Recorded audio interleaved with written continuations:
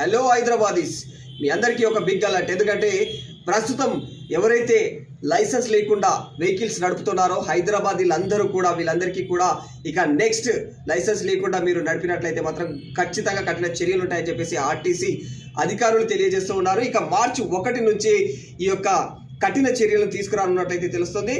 మరి మార్చి 1 నుంచి ఎవరైనా సరే లైసెన్స్ లేకుండా డ్రైవింగ్కి వస్తే మాత్రం, అంటే వెహికల్స్ రోడ్డుపైకి తీసుకొస్తే మాత్రం ఇక పోలీస్ కేసులతో పాటు ఇక ఫైన్లు, రకరకాల ఇబ్బందులు పెట్టి కటకటాల పాలు చేస్తామని చెప్పేసి అయితే ట్రాఫిక్ పోలీసులు అంటూ ఉన్నారు. మరి ఏది ఏమైనప్పటికీ కూడా, అంటే ఇదివరకే కూడా ఇంతకుముందు రీసెంట్గా కూడా మన లైసెన్స్ లేకుండా చాలామంది రోడ్లపైకి వచ్చేవాళ్ళు. ఇక నుంచి అట్లాంటి చర్యలు అయితే ఎవరు కూడా పాల్గొనడానికి వీల్లేదని తెలియజేస్తూ ఉన్నారు. ఏది ఏమైనా మరి ఇక లైసెన్స్ లేకుండా నువ్వు నడపకూడదు, మరి ఇక లైసెన్స్ లేని వాళ్ళకి నువ్వు నీ వెహికల్ని కూడా ఇవ్వకూడదు అనే చర్యలను కూడా పోలీసులు అయితే తీసుకొస్తూ ఉన్నారు. ఒకవేళ అలా ఇచ్చినట్లయితే, లైసెన్స్ లేని వ్యక్తికి నీ వెహికల్ని ఇచ్చినట్లయితే కూడా కఠిన చర్యలు ఉంటాయంట. మరి బీ కేర్ఫుల్, చాలా జాగ్రత్తగా ఉండాలి.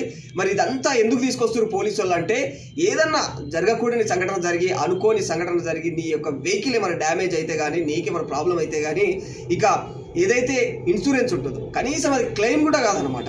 ఎందుకు? లైసెన్స్ లేదు కాబట్టి. ఒకవేళ లైసెన్స్ ఉందనుకో, ఏదైనా ఇన్సూరెన్స్ ఉన్నా, నీకు ఏదైనా డ్యామేజ్ అయ్యి వెహికల్ ఏమైనా అయ్యి నీకేమైనా అయినా కూడా, ఏదైనా ఉంటే నీ పేరు మీద కానీ వెహికల్ పేరు మీద కానీ ఇన్సూరెన్స్ ఉంటే అది క్లెయిమ్ అవుతుంది లైసెన్స్ ఉన్నప్పుడు. లైసెన్స్ లేని పక్షంలో మాత్రం ఖచ్చితంగా క్లెయిమ్ అవ్వదు, సర్వనాశనం అనమాట. సో ఇది వ్యవహారం. అందుకోసం అని చెప్పేసి ప్రతిదీ కూడా మనకే నష్టము. లైసెన్స్ లేకుండా వెహికల్స్ను నడపడము, అంటే రోడ్లపైకి మనం రావడము వెహికల్స్ తీసుకొని అనేది మనం చాలా ప్రమాదకరం. నౌడేస్ చాలా వెహికల్స్, అంటే జనాభా పెరిగిపోతుంది హైదరాబాద్ వ్యాప్తంగా కూడా. పెరుగుతున్న జనాభా ఆధారంగానే మనం కూడా వెహికల్స్ కూడా పెంచుకుంటూ పోతూ ఉన్నాం. ఎందుకంటే ఎవరెవరి అవసరాల నిమిత్తము ఖచ్చితంగా ప్రతి ఒక్కరు వెహికల్స్ తీసుకుంటూ ఉన్నారు కాబట్టి, మరి అవసరాల నిమిత్తం వెహికల్ తీసుకున్నప్పుడు లైసెన్స్ కూడా అదే విధంగా తీసుకోవాలని చెప్పేసి ట్రాఫిక్ వాళ్ళైతే నిబంధనలు తీసుకొస్తున్నారు మార్చి 1 నుంచి.